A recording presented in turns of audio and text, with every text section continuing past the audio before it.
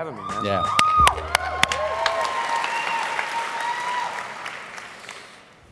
I'm just gonna keep it real here for a second. Yep, absolutely. Let's get this thing off. This is not rehearsed, literally. So let's just roll with it. Oh. Right? There you feeling go. this? There you go. Yep. So growing up in Vancouver, the closest ball club to us were the Mariners. And I grew up in a baseball family, and I'm grateful to my mom and dad we'd make it to the Kingdome at least once a summer, every summer. And so I actually met Ben when my father forwarded me My Oh My. And if you haven't seen that, it's a tribute to Dave Niehaus, who was the voice of the Mariners for 20 years. At least, yeah. And just groundbreaking, and the talent. And I have this for you too. Check this out. Oh. Can you kick that next slide? I didn't bring my clicker. Can you drive? Yeah, there you go. So, Upper Deck rookie card. that's the card that defined our generation, right? Yeah. I mean, this is the perfect ball player, Yeah. right? So, he played with grace, he played with beauty. When you're on stage, help us walk us through a perfect performance. I mean, what goes into that for you? I mean, what? It starts with sitting there backstage pretending I'm Ken Griffey Jr. No, it starts with grounding myself. I think that the easiest thing to do is to not live presently. Yeah. In life. We are consistently in the past, in the future, anywhere but right now. And I think for myself as a performer, it is important to slow down and to remember what I'm doing, why I'm here, remember the words that I wrote, the feeling that I had when I wrote them, and deliver that in the same emotion that I had when I was in that moment writing the music. Right. So writing, if we could, just when I do that, if you could hit it for me. Or I could have a clicker. Is there somebody over there? Here we are. So this is one of the images from our perfect campaign, the typewriter, right? Commitment to craft and the beauty of songwriting. And you've done it on your terms. The fact that you haven't signed with a major label and that you're independent. We actually just did. No, I'm just kidding. I'm bullshitting.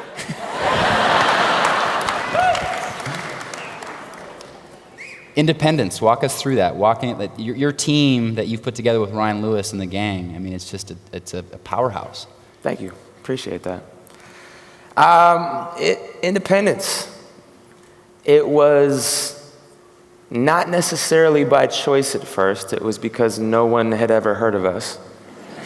And you grow up your whole life thinking, I want to be signed to a major label. Like that is the peak, that is the pinnacle, that is the top of the pyramid in terms of what you can achieve as an artist. You grow up thinking that, believing that. And around 2012, we had built up enough of a fan base that people started to pay attention, the industry started to pay attention. And we had a little bit of leverage. And a little bit of leverage, maybe one major label offered us a deal. And we lied a bunch and we're like, oh, we got 6 offers.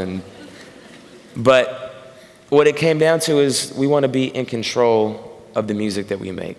I don't want anybody, for one, owning my art is a horrible idea as an artist. And if you can avoid it, I highly suggest it. It is what I put my heart and soul into. It is the thing that keeps me up at night. It's the thing that makes me wake up in the morning. And I do not want someone else telling me how to do that. I want my heart to dictate that. Mm-hmm. And I feel like there's a big separation between the corporate music industry and the heart that it takes to make real music that connects with people on a genuine level. And that's why we wanted to be independent. It's amazing. Yeah. Cheers to that.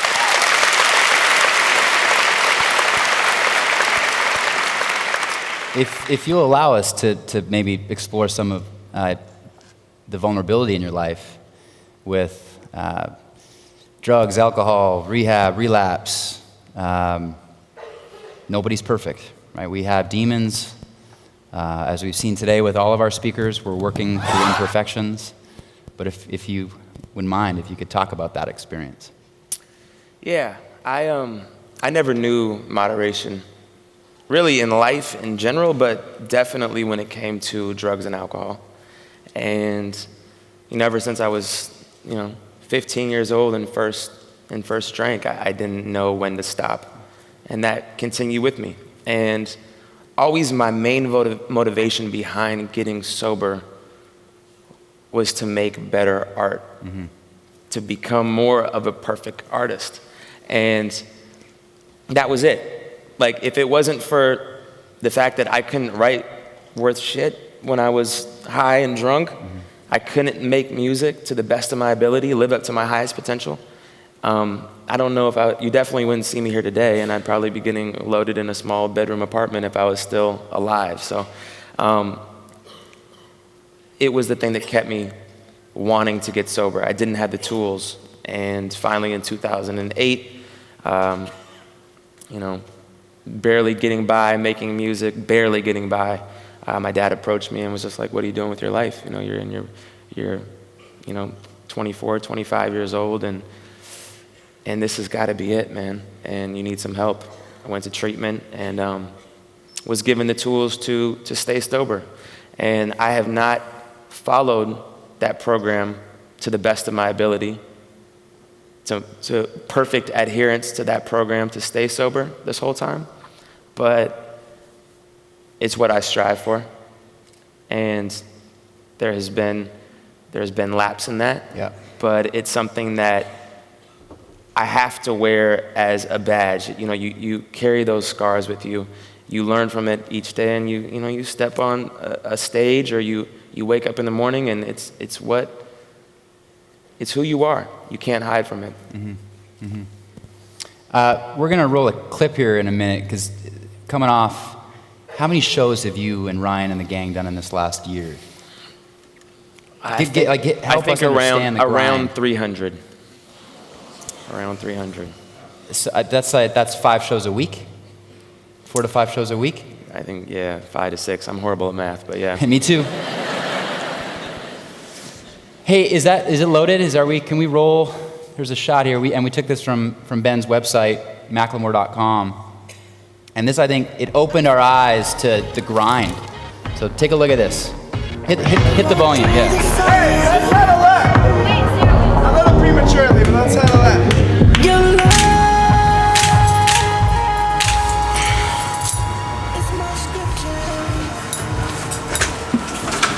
Is that for Sarah?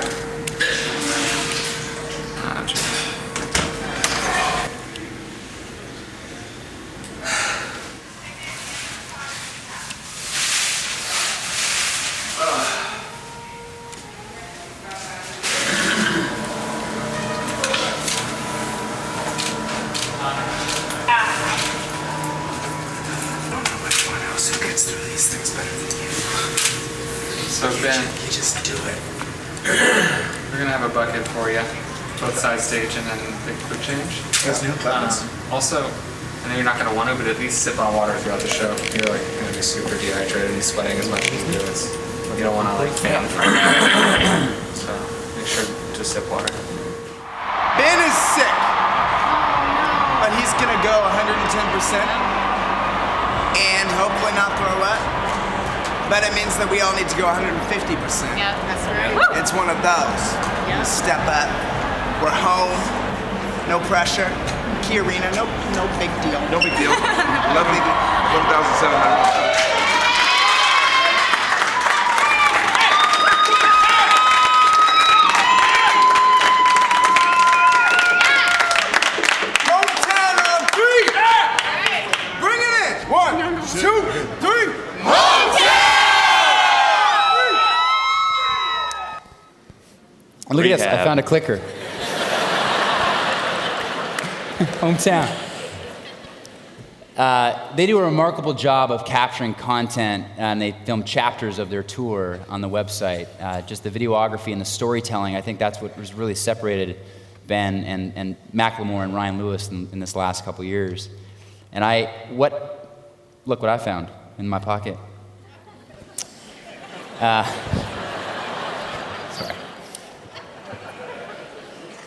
You can't cancel homecoming. So that was Key Arena. That was the first of 3 sold-out shows in your hometown. Yep. Food poisoning. Couldn't keep water down, nothing down. That was Zach there in that clip. Walk us through that. I mean, that was a 2.5-hour show that you killed. You crushed it. Thank you. Where do you find that inner... It was really like an hour and maybe 35 minutes, but I will take 2.5 hours. It sounds way better. 4-hour performance. I mean, how? 6 encores. It's you have very little choice in that moment. There's 10,000, 12,000 people in an arena that are ready for a show. The body just reacts, and it's funny because what happened right before this, to name drop and sound cooler than I actually am, Russell Wilson and a couple other Seahawks came in right before the show, and they, I was like throwing up before this, and Russell was like, I'm kind of like looking for some sympathy. I'm like, man, I got food poisoning, like, this show's gonna suck, like, feel sorry for me. And Russell's like, the adrenaline, once you get on stage, the adrenaline's gonna kick in, you'll be fine. And that's what it is. You push through it, you feel horrible, you step on stage and you forget about it, and if you need to throw up, you try not to get caught on camera. Yeah. That was a violent throw up. Oh, I look horrible, yeah. Yeah. 7 dry heaves.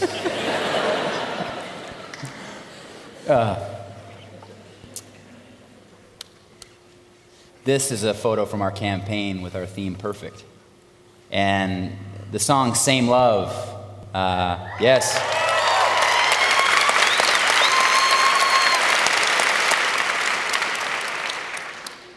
The civil rights movement of our generation, would you say? I would say so, yeah. One of them. Yeah. Yeah. Yeah. And if you take us through a journey on the inspiration for the lyrics, the song, the production, the courage to write that. It was one of those subjects that I felt wasn't being addressed. And particularly within the umbrella of hip-hop music. Homophobia, derogatory terminology in reference to gays, still rampantly used. And I felt like I had a platform to say something about it. I didn't know what exactly that platform was, being a straight male, but I understood that I had, you get to a certain point, you're like, what do I want to say? What do I want to convey to the people? I have an opportunity here, and it takes time and energy and dedication to the craft to like peel through the layers of yourself until you get to that point of a song. And I tried writing from the perspective of a gay, bullied kid, thought it was good, brought it to Ryan. He was like, no. That's not your story. Tell your story. And my story was growing up in Capitol Hill and having 2 gay uncles and 4 gay uncles, if you count their partners, a gay godfather, his partner, being in Capitol Hill, a very liberal, a very gay-friendly neighborhood, also being a Catholic, going to the Catholic church, and being a white rapper.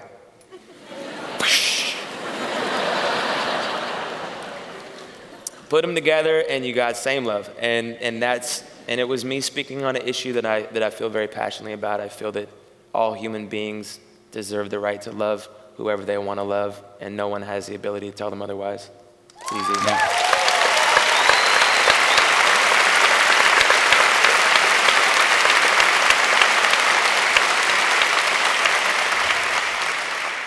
did you know when you hit that song, did you know it was that perfect track? I mean, as soon as I heard it and saw the video really brought it home. Like, this is perfect. I appreciate that. Yeah. You know when it's done. Yeah. And it is really challenging to get to that point when you know that it's done. And, it was like before I was in the car coming over here and got on my phone and was looking up like perfect quotes or perfectionism quotes, trying to like gather inspiration and nibble off this and nibble off that so I could come here and like eventually end up on like that website that I was on, and I would have like a perfect quote from this like TED talk. And I'm like, what the hell am I doing, man? Hey, at least you were preparing. Yeah, I guess. 10 minutes on the way over here, yes. I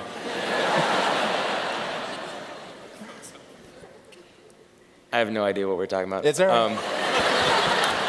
No, but as a songwriter, you strive for that perfection. But the thing that can kill you with it, and that I learned from that website that I went to, the thing that can kill you with it is if you let that perfectionism stop you from beginning in the first place. Yeah. And so much of like what goes into making a song, it takes courage. It takes, you battle in some fear. If you have a good song, you got to write another good song. And there's expectation, and the pressure for first and foremost comes from yourself. Right. So staring in front of a blank piece of paper is a challenging thing, and it always has been. It was challenging when I was 16 years old writing for the first time. It was challenging at 30 years old. It's hard. Right. And because I know that I want to live up to my fullest potential. I want to be the best human being that I can possibly be, and I want to make the best art that I can. But sometimes you have to write just to write. And if that turns into something great, hone it until it's the best that it can be, and then eventually put the paintbrush down, put like the final coat of lacquer on the canvas, and just walk away, and that's perfect, and that's the same love. That's amazing. Thank you for sharing that.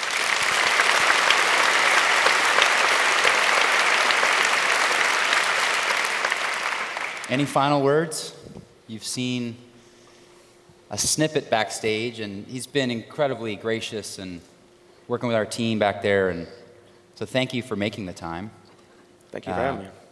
But any parting words, knowing perfectionism, imperfect, an idea to share, a thought to leave Portland and the interweb with? I want to say thank you first and foremost for giving me the opportunity to graciously wear one of these very tiny microphones. So wait, just a little, when I was like, do you want the handheld? I mean, you can, he's like, no. He's like, I want that Star Trek thing. I want that TED Talk microphone. Super cute too, just before coming on stage, Mom calls, Mom, I'm going to a TED Talk, I'm going to TEDxPortland, watch. What's up, Mom? No parting words. You guys have been here since like 9 o'clock in the morning. Happy hour time. Maybe. Yeah, you guys are like, wrap it up. But I would just say this in conclusion to that last thought. If you are an artist or a human being and you have a craft or whatever it is that you strive for in your life, do not let the idea of being perfect stop you from just creating or doing whatever it is that you do. That is why we are here, to make stuff. Go out and make stuff and be happy doing it, and don't worry about it being perfect. Just create because you love to do it. That's it. Wonderful. Thank you, everybody. Ben Haggerty. Thank you.